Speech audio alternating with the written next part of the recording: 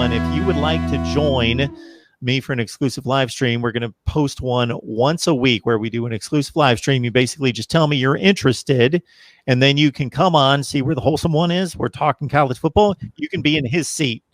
We're talking college football directly. You can be right here talking college football with me. We had a great time. We had 5 on the line, 5 different college football fans talking college football with me, Oklahoma fan, Florida fan, Ohio State fan, UCLA fan, talking college football with me. We had 12 other people that signed up. It was a good time. So we're going to do that once a week, exclusive live stream. Let me know. Just say, leave in the comment section of any of the videos, hey, Mark, I'm interested. That's all you need to say, and we'll get you signed up for that. There was a reason I brought that up. But anyway, Sheryl's letting us know the point she made before this one is she was basically saying Holsum One knows a ton about Miami football. So Sheryl, thank you. I appreciate it. But now she's saying that you can't be Clemson in her lifetime. Well, Sheryl, we want to see you around here for a long, long time. Right. And, things change pretty quickly in college football. They can change. I mean, you look at Colin Cowherd. He said yesterday how much he sees that Clemson is being able to thrive off of Tallahassee and Miami being down. And when we're rolling, I mean, historically, Clemson is, but at the end of the day, they're rolling right now. And that's all you can really work on is right now, moving forward. Luke Walker, I'm going to go ahead and address these guys. He's been very disrespectful to Miami, and that's okay. God bless you. But UNC has a team that I think Miami's going to have to fight with over the next 3 to 4 years, back to back. They're building something. They're recruiting very well. And Miami hasn't been on a 2-game win streak against them in a little while. So I understand. I get it. You got Mac Brown. I understand. I was excited when Mark Richt signed here too. But if and when the game is played, we'll see afterward.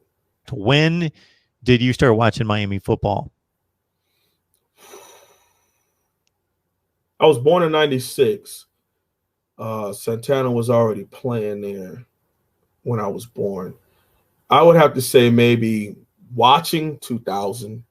So, but as far as studying and being able to recall everything, 2009.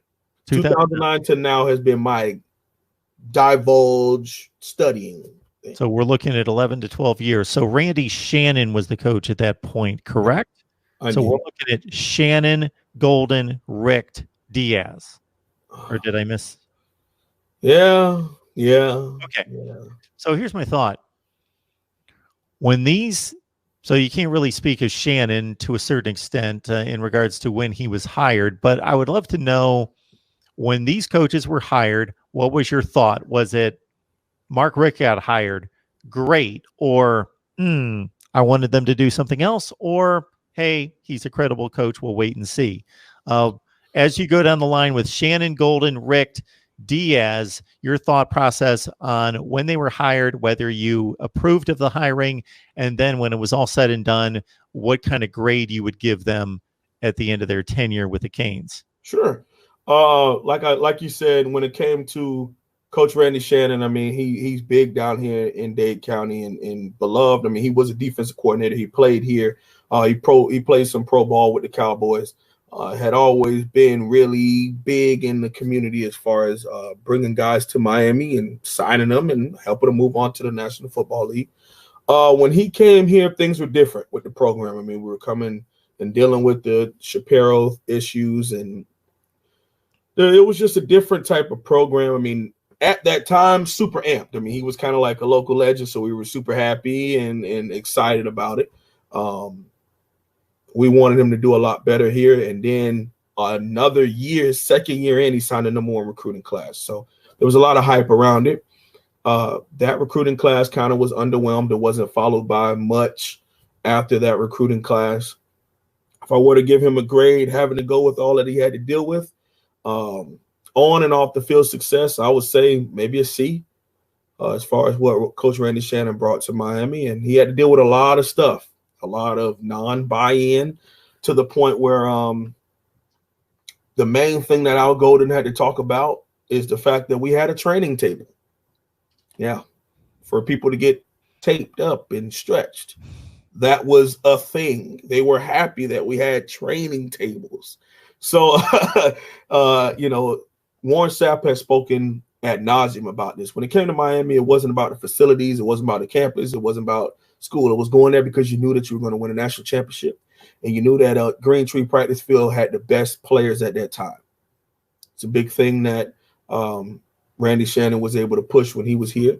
And Al Golden was trying to recreate that. Now, moving on to Al Golden, I was a little weary. I wasn't into the coaching search and knowing all the coaches at that time. I was in high school when he signed. I was a freshman, actually, in 2010. When he signed came down from Miami. All we heard that he was this big, mean dude from Pennsylvania who was a disciplinarian, but the players loved him. And all those things kind of ran true here when he signed and came to Miami.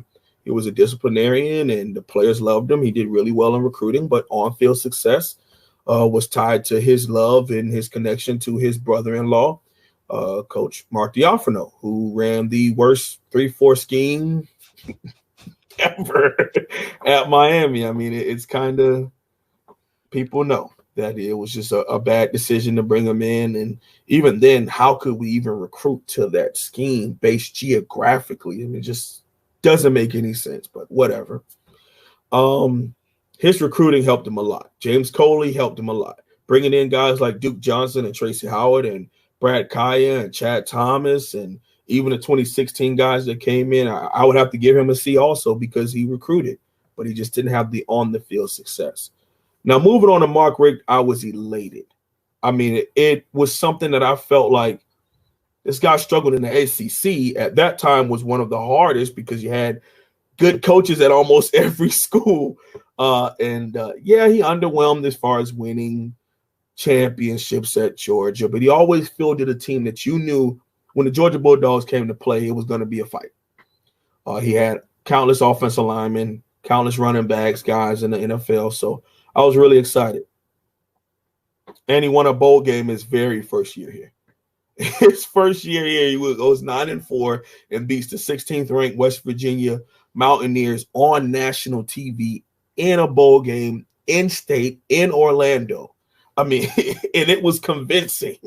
So we were all elated and excited about Mark Richt. And he brought a focus to the program that hadn't been there in a while and got a lot of people on board and understanding that the main thing, you want to field a good team, we're going to need some money funneled into the program. I mean, he got the Carol Sulfur going, donated some of his own money, things of that nature. But just as easily as it started out well, the bottom fell out of it. In his RPO scheme of run right, run left, RPO, screen, slant on third down, punt, it was kind of running out. And come year 3, the bottom fell out of it too. Decided to retire early before we cut ties. Now, when we get to 2019, this is me being able to, as a grown man in college, getting ready to graduate, I was able to do a lot more research and understand what's going on behind the scenes as to who we should bring in. And any and everyone knows I was a Mario Cristobal guy. You know, I even came on your show and said, this is the elite hire. You go get Mario Cristobal.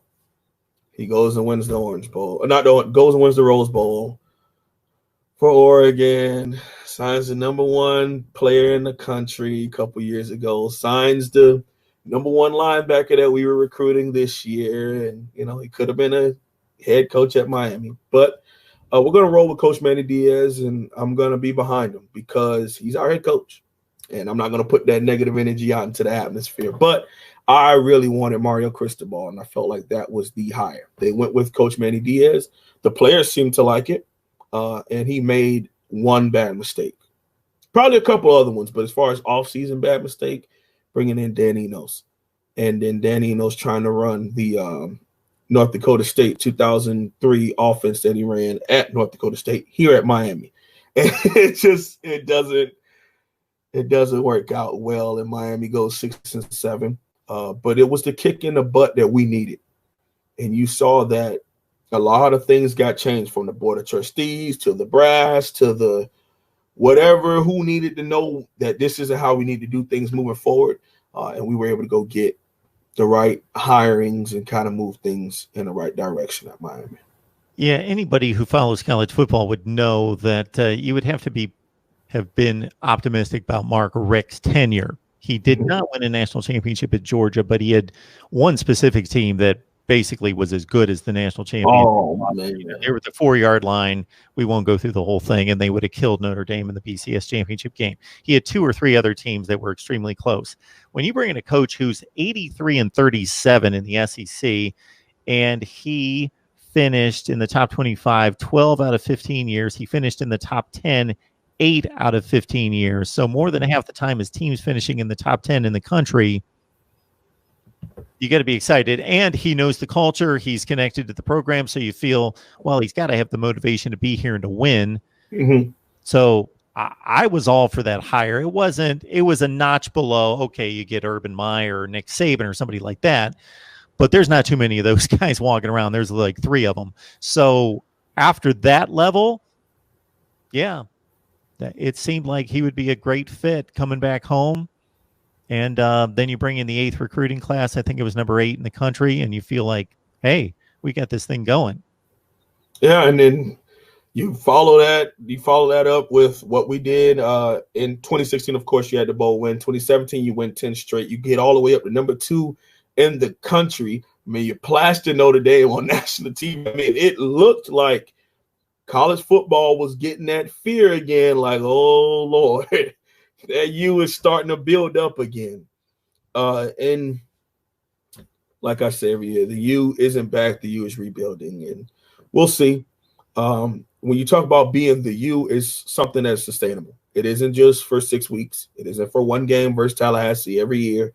It's something that has to keep going. They're top 5 recruiting. They finish top 5 every season. They may or may not have been in a national championship, but it's a team that you fear playing on the football field. And it's about the brand of football, because even if you look at the 2000s, Ed Reed, that team, and Sean Taylor, they weren't doing the whole dancing and DX Crocs chopping. They just beat you on the field. And you were very fearful of playing those squads. And that's what we have to bring back here at Miami.